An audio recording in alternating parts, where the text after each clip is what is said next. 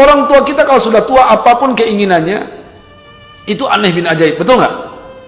Mungkin Bapak Ibu pernah bercerita mendengar kisah Wais Al-Qarni. Wais Al-Qarni itu, beliau tidak pernah berjumpa dengan Nabi Muhammad.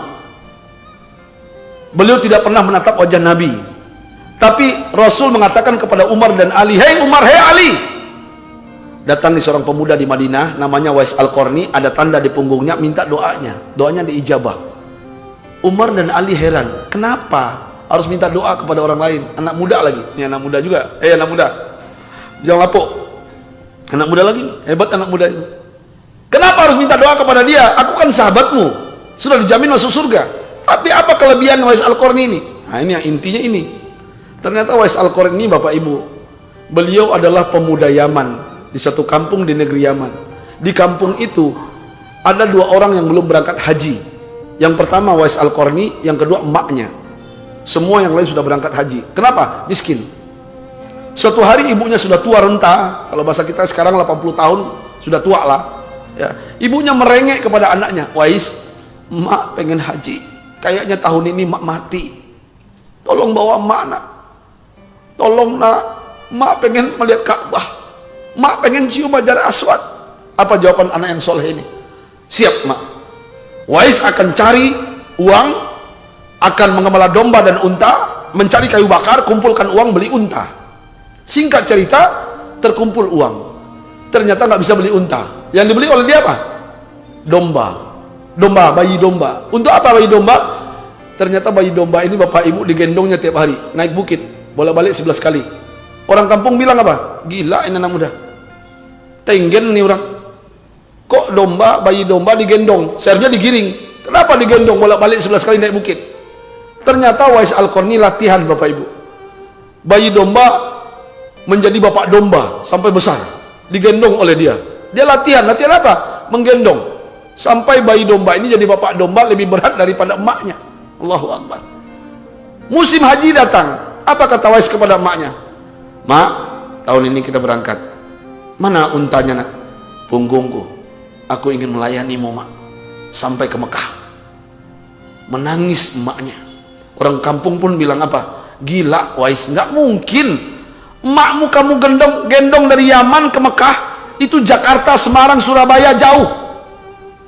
Padang pasir, siang hari panas matahari menggelegar, pecah kepala emakmu.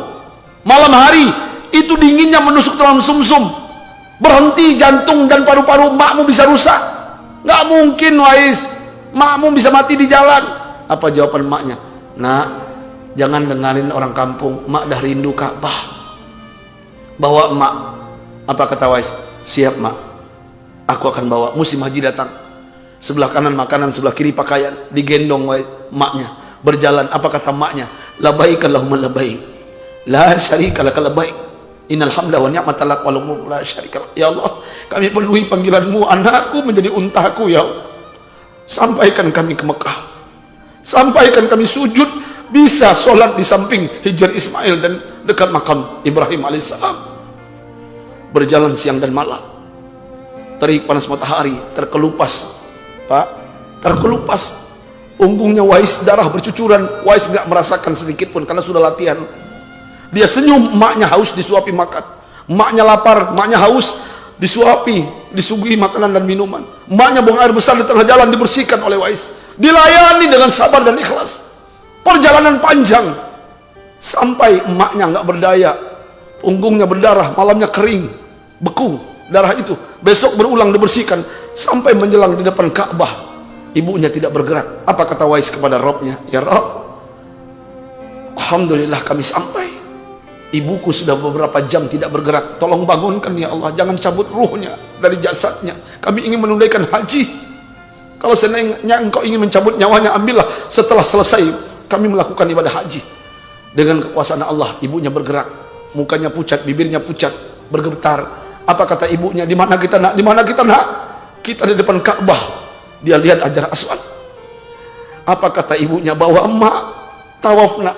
Oh, mak tawaf, labaik Allahumma labaik, la syarika laka labaik." Mereka berputar, mereka sa'i, mereka melakukan semua ibadah rukun haji. Akhirnya tahallul. Apa kata ibunya menatap anaknya dengan senyuman, dengan air mata, dengan keletihan? "Nah, Ibu melihat punggungmu darah bercucuran, tapi engkau diam dan tersenyum. Nah, kau layani ibu masa tuanya, kau bahagiakan ibu ini, nak, makmu ini, sampai selesai menunaikan ibadah haji. Aku ikhlas, nak. Seandainya hari ini mak dicabut nyawanya oleh Allah, mak ikhlas. Terima kasih, nak. Engkaulah mudah-mudahan menjadi ahli surga bersama Rasul dalam surga. Tahukah Bapak Ibu, kenapa Rasulullah mengatakan doanya Wais Al-Qarni diijabah? Karena dia melayani, menghargai, memuliakan orang tuanya. Dan itulah yang dilakukan oleh orang-orang yang ketika orang tuanya dibawa sa'i, dibawa tawaf, digendongnya. Kenapa dia pengen ikut Wais Al-Qarni, doa diijabah, dan dia bersama Rasul dalam surga? Pertanyaannya, sudahkah Bapak Ibu, sudahkah Bapak Ibu yang hadir di masjid ini melayani, menggendong orang tuanya? Sudahkah Bapak Ibu berniat untuk orang tua, mengumpulkan uang untuk haji? Nggak usah haji, umroh. Sudahkah? Berikan haknya. Muliakan orang tua. Kalau ingin muliakan orang tua. Kalau suaminya pengen setia sampai akhir hayat, sayang dengan kita, biar anak kita soleh dan solehah, bahagiakan orang tua. Demi Allah, maafil aba fil abna. Apa yang kalian lakukan, itulah yang dilakukan oleh anak-anak kita. Kalau kita muliakan orang tua kita, anak kita akan lebih memuliakan kita. Betul nggak? Benar nggak? Ayahanda bunda, saya pengen cerita ini di sini. Kenapa saya sedih ketika melihat kabut kemarin, asap di Pekanbaru, dan saya ingin berbicara di setiap masjid. Kenapa asap ini tidak pernah hilang di Pekanbaru? Karena kalian tidak memuliakan, menghargai orang tua kalian. Ini cubitan dari Allah.